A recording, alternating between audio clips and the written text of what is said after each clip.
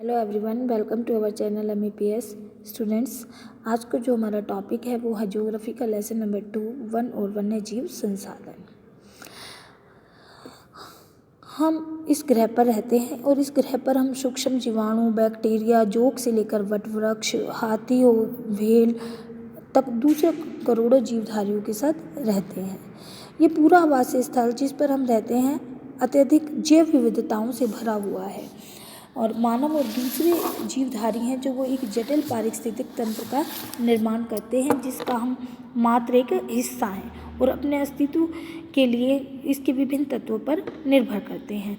कैसे? जैसे उदाहरण के लिए हम वायु से हम सांस लेते हैं, जल जिसे हम पीते हैं, मृदा जो अनाज पैदा करती है जिसके बिना हम जीवित नहीं रह सकते, पौधे और जो पशु और सूक्ष्म जीवी हैं इनका पुनर्सर्जन करते हैं और इसी तरह से वन भी पारिस्थितिक तंत्र में महत्वपूर्ण भूमिका निभाते हैं क्योंकि क्या है, ये प्राथमिक उत्पादक है जिन पर दूसरे सभी जीव निर्भर करते हैं।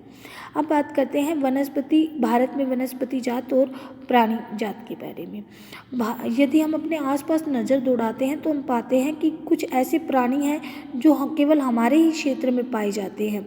वास्तव में जो भारत में जैव विविधता के संदर्भ में भारत जो है विश्व के समृद्ध देशों में से एक है। यहाँ पर विश्व की सारी उपजातियों की 8% संख्या पाई जाती है। ये अभी खोजे जाने वाली उपजातियों के 2 या 3 गुना है। आप पहले भी भारत में पाए जाने वाले वनों और वन्य जीव संसाधनों और उनके क्षेत्रफल और किस्मों के बारे में पढ़ चुके हैं। हमने देखा होगा कि इन संसाधनों का हम अपने दैनिक जीवन में कितना प्रयोग करते हैं और ये जो विविध वनस्पति जात है या प्राणी जात है हमारे रोज के जीवन में किस तरह से गुथे हुए हैं, लेकिन हम इनकी कद्र नहीं करते हैं। परंतु पर्यावरण के प्रति जो हमारी असंवेदना है इसके कारण इन संसाधनों पर बहुत बुरा प्रभाव पड़ा है। कुछ अनुमान ये कहते हैं कि भारत में 10% वन्य वनस्पति जात और 20% स्तनधारियों के लुप्त होने का खतरा है। पहले बच्चों आप ये समझिए कि जैव विविधता होती क्या है।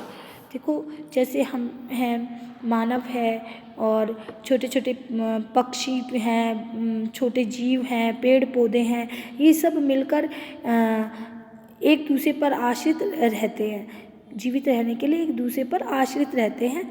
ठीक है, ये कहलाता है जैव विविधता। ठीक है, कुछ अनुमान हमें ये बताते हैं कि 10% वनस्पति जात, वन्य वनस्पति जात और 20% स्तनधारियों के लुप्त होने का खतरा है। इनमें से कई उपजातियां तो नाजुक अवस्था में हैं और लुप्त होने के कगार पे हैं। कौन कौन सी है वो? इनमें चीता, गुलाबी सिर वाली बतख, पहाड़ी कोयल, जंगली चित्तीदार उल्लू और मधुका इग्निसिक्स और बढ़िया हेप्टा न्यूरॉन जैसे पौधे शामिल हैं जिनके लुप्त होने का खतरा है। वास्तव में कोई ये नहीं बता सकता कि अब तक कितनी प्रजातियां लुप्त हो चुकी हैं। आज हमारा ध्यान क्या जाता है, बड़े बड़े और दिखाई देने बड़े प्राणियों, चाहे वो बड़े प्राणी हो या पौधे हों, उनके लुप्त होने पर हमारा ध्यान केंद्रित है। छोटे छोटे प्राणी जैसे कीट और पौधे भी महत्वपूर्ण होते हैं। आओ हम इन्हीं प्रकार जो पौधे हैं या प्राणी हैं इनकी जातियों के बारे में पता लगाते हैं कि कौन कौन सी जातियां हैं और इनके मतलब कौन सी संकटग्रस्त जातियां हैं या इनके लुप्त होने के क्या कारण है। ठीक है, अंतर्राष्ट्रीय प्राकृतिक संरक्षण और प्राकृतिक संसाधन संरक्षण के अनुसार हम इनको निम्न श्रेणियों में बांट सकते हैं। पहली आती है सामान्य श्रेणी। ये भी जातियां होती हैं जिनके जो जीवित रहने के लिए सामान्य मानी जाती है, जैसे पशु है, साल है, चीड़ है और रोडेंट्स हैं। ठीक है, और संकटग्रस्त जातियां कौन सी हैं? ये वे जातियां हैं जिनके लुप्त होने का खतरा है और जिन विषम परिस्थितियों के कारण इनकी संख्या कम हुई है। अगर वो परिस्थितियां अभी भी जारी रहती हैं तो इनका जीवित रहना बहुत कठिन है। इनमें कौन सी जातियां हैं? काला हिरन है, मगरमच्छ है, भारतीय जंगली गधा है, गैंडा है, शेर पूंछ वाला बंदर है, संघाई यानी कि मणिपुर का हिरन है और इस प्रकार की जातियों के उदाहरण हैं। नेक्स्ट आती हैं सुभेद जातियाँ। ये भी जातियाँ जिनकी संख्या लगातार घट रही है। अगर जो भी इन पर विपरीत प्रभाव डालने वाली परिस्थितियाँ नहीं बदलती हैं तो इनकी संख्या और भी घटती चली जाएगी और ये भी संकटग्रस्त जातियों की श्रेणी में शामिल हो जाएंगी। और इनमें कौन कौन सी जातियां हैं? नीली भेड़ है, एशियाई हाथी है, गंगा है नदी की डॉल्फिन आदि हैं। इस प्रकार की जातियों के उदाहरण हैं। नेक्स्ट आता है दुर्लभ जातियाँ। इन जातियों की संख्या या तो बहुत कम है या सुभेद है। यदि इनको प्रभावित करने वाली विषम परिस्थितियाँ नहीं परिवर्तित होती हैं तो ये जातियाँ भी संकटग्रस्त जातियों में आ जाएंगी। स्थानिक जातियाँ प्राकृतिक या भौगोलिक सीमाओं से अलग क्षेत्र में, मतलब किसी खास क्षेत्र में पाई जाने वाली जातियाँ स्थानिक जातियाँ कहलाती हैं। इनमें कौन सी हैं? वो अंडमानी टील है, निकोबारी कबूतर है, अंडमानी जंगली सूअर है, अरुणाचल के मिथुन है। इन जातियों के उदाहरण हैं।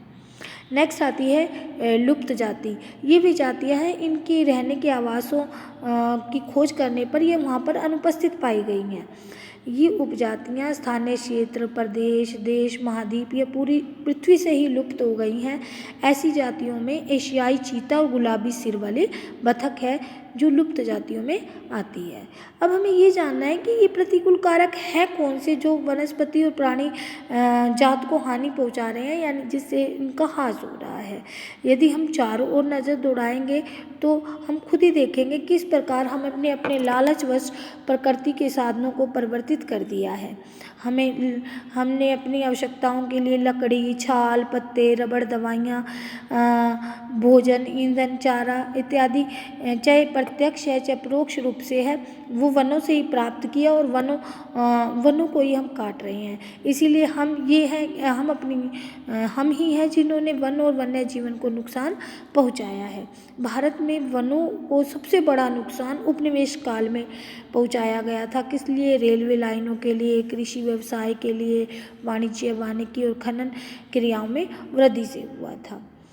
और आज़ादी के बाद भी वन संसाधनों के सिकुड़ने से कृषि का फैलाव महत्वपूर्ण एक कारक रहा है। यानी जैसे जैसे जनसंख्या बढ़ती गई, आवश्यकताओं की पूर्ति के लिए वनों को काटा गया और वहाँ पर कृषि की गई।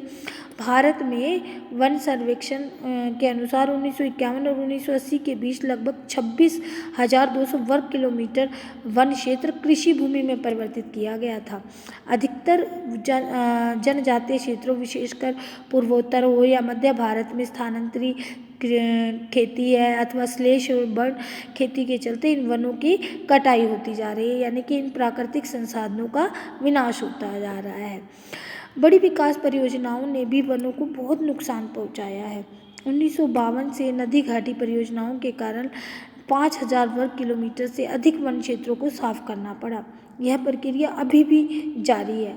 मध्य प्रदेश में 4 लाख हेक्टेयर से अधिक वन क्षेत्र नर्मदा सागर परियोजना के पूर्ण हो जाने से जलमग्न हो जाएगा। वनों की बर्बादी में खनन यानी कि खुदाई ने भी महत्वपूर्ण भूमिका निभाई है। पश्चिम बंगाल में बक्सा टाइगर रिजर्व डोलामाइट के खनन के कारण गंभीर खतरे में है और हमने इन प्रजातियों के प्राकृतिक आवासों को नुकसान पहुंचाया है, जिसमें से भारतीय हाथी भी शामिल है। उनके आवागमन के मार्ग को बाधित किया गया है।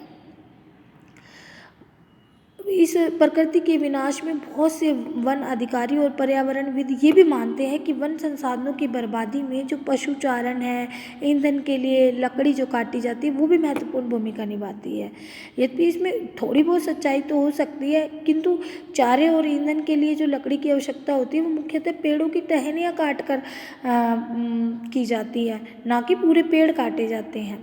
वन पारिस्थितिक तंत्र देश के मूल्यवान वन पदार्थों, खनिजों और अन्य संसाधनों के संचय कोश हैं जो तेज़ी से विकसित होती औद्योगिक शहरी व्यवस्था की मांग की पूर्ति के लिए भी बहुत महत्वपूर्ण है। यानी कि अगर औद्योगिकरण होता है तो इनकी बहुत ज़्यादा ज़रूरत है।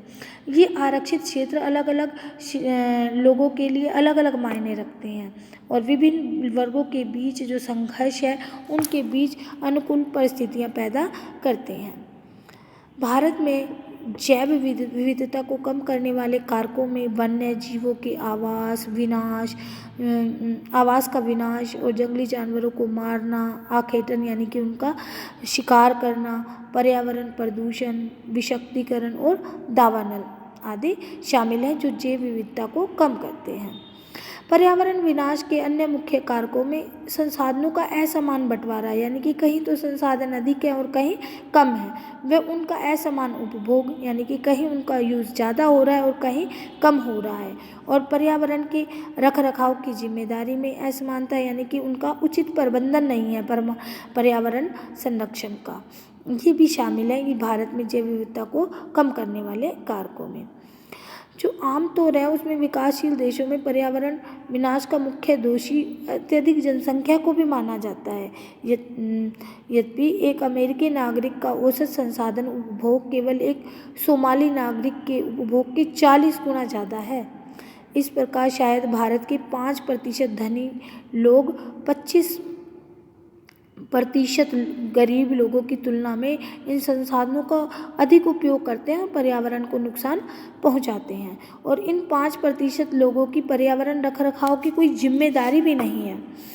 अब सवाल ये उठता है कि कौन, क्या और कहाँ और कितना उपभोग कर रहा है। वन और वन्य जीवन के विनाश मात्र केवल जीव विज्ञान का ही विषय नहीं है। जैव संसाधनों का अगर विनाश होता है तो सांस्कृतिक विविधता के विनाश से भी जुड़ा है।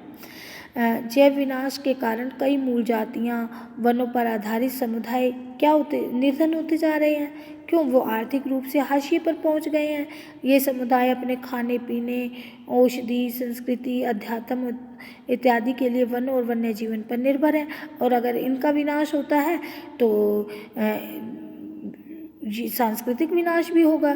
कई समाजों में खाना, चारा, जल और अन्य आवश्यकताओं की वस्तु को इकट्ठा करने में मुख्य जो जिम्मेदारी होती है वो महिलाएं निभाती हैं।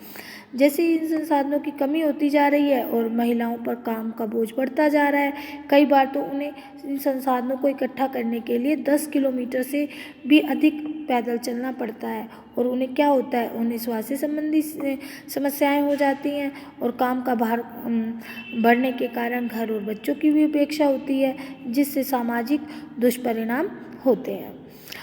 अगर हम वनों की कटाई के परोक्ष प्रमाण की बात करते हैं तो जैसे सूखा, बाढ़ और बाढ़ भी गरीब जो गरीब तबका है उसको प्रभावित करता है। ऐसी स्थिति में गरीबी पर्यावरण निम्नीकरण का सीधा परिणाम होता है।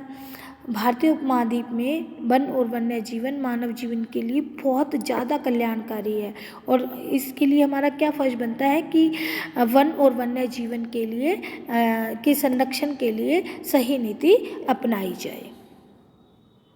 आई होप आपने इस टॉपिक को अच्छी तरह समझा है। अब केयरफुली अपनी